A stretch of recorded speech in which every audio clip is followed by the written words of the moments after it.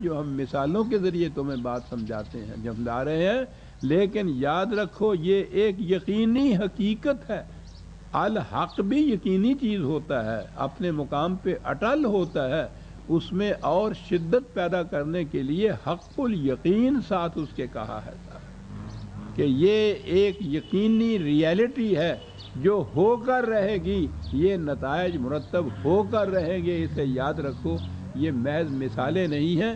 جب یہ بات ہے پھر دیکھیے بات کہاں سے شروع کی تھی، وہی فسبح باسم ربک العظیم، وہ 74 آیت اسی صورت کی جو تھی وہاں تھی نا، کہ تمہیں پھر یہ چاہیے کہ چھوٹے چھوٹے دائروں کے اندر یہ پرورش کا جو سامان تم کرتے ہو اپنی بچوں کے لیے، عالمگیر انسانیت کے لیے یہ سب کچھ کرو۔ وہاں سے بات چلی تھی، اور سورت کی آخری آیت یہ سب کچھ بیان کرنے کے بعد کہا فسبح باسم ربک العظیم، وہی کہ یہ ہے کرنے کی بات۔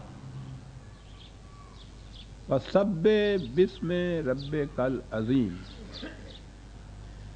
کتنا بڑا انقلابی پروگرام ہے جو قرآن نے دیا ہے کہ اس کا نتیجہ جنت نعیم ہوگا۔ اس کے خلاف ورزی، اس کے خلاف نظام قائم کرو گے جہاں طبقاتی تقسیم ہوگی وسائل رزق کی، تو اس کا نتیجہ جہنم ہوگی۔ اور کہا یہ کہ تمہارے لیے کوشش کرنے کی بات یہ ہے کہ تم اس ربوبیت خداوندی کو عام کرو، عظیم ربوبیت خداوندی جو ہے اس کا نظام قائم کرو۔ سبح، اب ہمارے ہاں تو جب دین مذہب سے بدلتا ہے تو الفاظ وہی رہتے ہیں، مفہوم بدل جاتا ہے۔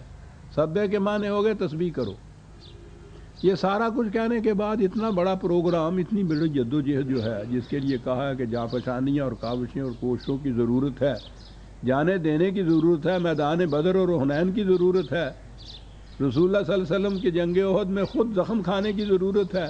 یہ سارا پروگرام ایک طرف، اور اسی سبح کا ترجمہ کہ تسبیح کیا کرو تم اپنے رب کی۔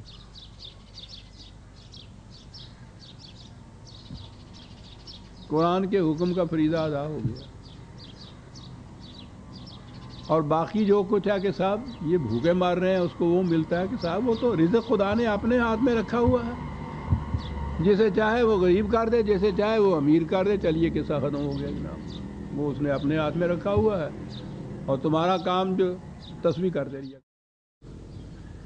سوال ذہن میں یہ پیدا ہو رہا تھا کہ یہ کچھ ایسا ہے جیسا کچھ خدا کا اپنا کام ہے جو وہ ہم سے کرانا چاہتا ہے۔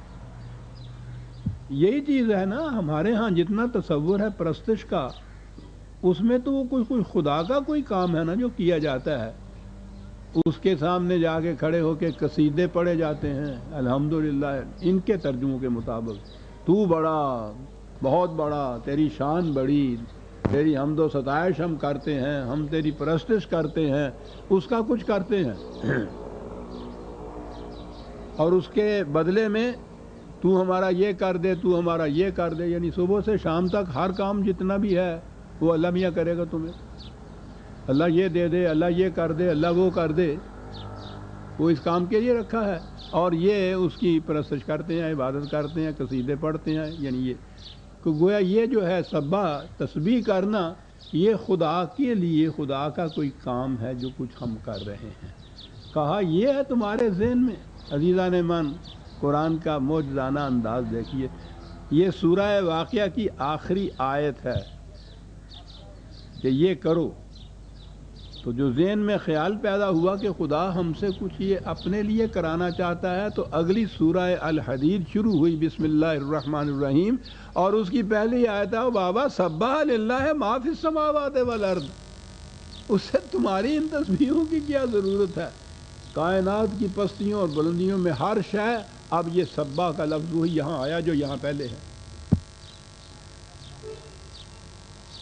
ترجمہ وہی صاحب تسبیح کرتی ہے۔ کہا صاحب یہ کائنات کی ہر شے تسبیح کرتی ہے، کہنے کہ ہاں وہ سب کرتی ہیں، لیکن تم ان کی تسبیح کو دیکھتے نہیں ہو، وہ باہر ہاتھ میں نہیں رکھتی وہ تسبیح، ہر شے تسبیح کرتی ہے، ہر شے تسبیح کرتی ہے۔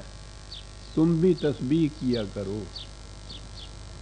یہ سارا نظام، سارا پروگرام، سارا اس لیے کہ تسبیح کیا کرو جناب. پھر وہ لاکھ لاکھ دانے کی تسبیح ڈھیر لگے ہوئے ہوتے ہیں اس طرح سے تسبیحوں کے. تسبیح کیا کرو جناب. کیسا ربط ہے. سورت ختم ہو رہی ہے، سورت کی ابتدا ہو رہی ہے، فسبح بسم ربک العظیم کا حکم ہو رہا ہے یہ کرو. اور یہ کہ یہ ہماری خاطر نہیں ہے، ہم تم سے کہتے کہ کچھ کام ہمارا رکا ہوا تم کرو. تم کیا سبح للہ ما فی السماوات والارض. توجہ دلائی اس طرف کہ خارجی کائنات جو محسوس پیکر میں تمہارے سامنے آئی ہے وہ دیکھو تو صحیح کہ وہاں لا قانونیت ہے یا کسی قانون کے تابع ہے. وہ مصروف گردش ہے. آپ کو معلوم ہے، اب تو ان الفاظ کے معانی آپ کے سامنے مدتوں سے آ رہے ہیں. 25 برس سے یہ درس بھی ہو رہا ہے. تو سبح کے معنی ہوتے ہیں کہ کسی مقصد کے حصول کے لیے پوری کوشش کر دینا. وہ محسوس طور پر جو سمجھانے کے لیے عربوں کے ہاں استعمال ہوتا تھا، وہ گھوڑا جو پورے پاؤں اس طرح سے اٹھا کے چلتا ہے، انتہائی رفتار تیز ہوتی ہے، اس کو سبح کہتے ہیں.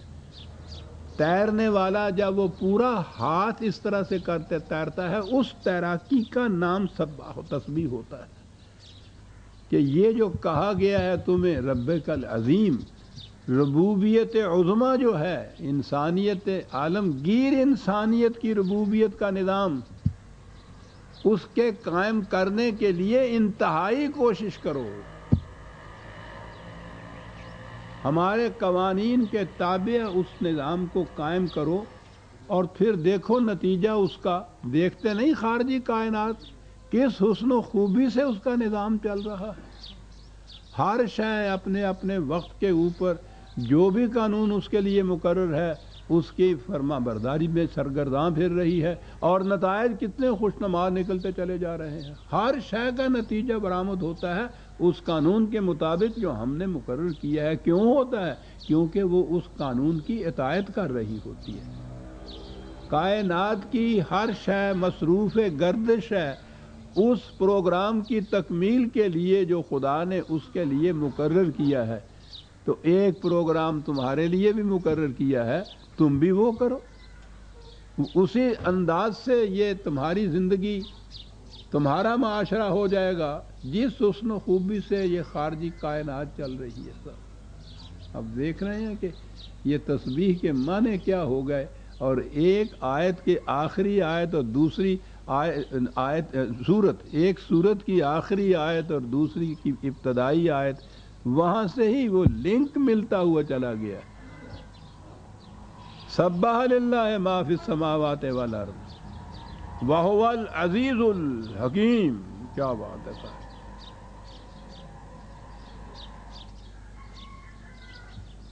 قانون کی اطاعت کے لیے قوت کی ضرورت ہوتی ہے. یہ جو سارا کچھ اس طرح سے چل رہا ہے اس کے پیچھے قوت نافذہ ہے خدا کی کہ جو اس طرح سے چلا رہی ہے. اور ہم تو زمین اور یہ سورج کو دیکھ کے ہی محو حیرت رہ جاتے ہیں کہ زمین اتنا بڑا کرہ، سورج اس سے 13 لاکھ گنا بڑا. وہ ماہر فلکیات سے پوچھئے، وہ کہتے ہیں کہ کائنات کے ریگستان میں یہ تو ذروں سے بھی کم ہے. لو اس کائنات میں جنہیں تم یہ کرے کہہ رہے ہو، وہ سوال ہی نہیں کہ ان کا کوئی شمار کر سکے، کوئی ہیتا تصور میں بھی لا سکے کہ وہ کیا ہے. یہ جسے تم کہکشاں کہہ کے پکارتے ہو، یہ تو میں نے بتایا تھا نا کہ یہ شاعری ہے. اس کا اور کیا نام رکھتے ہمارے ہاں کے شاعر؟ کہکشاں. ریت کے اوپر سے گھاس کا ایک گٹھا کھینچ کے لے جائیے، جو نشان پیچھے بنتا ہے نا انہوں نے کہا یہ اس قسم کا نشان ہے. کوئی کہا کھینچ کے لے گیا تو پیچھے نشان چھٹ گیا. کہکشاں گھاس کو کھینچتے ہوئے چلے گئے.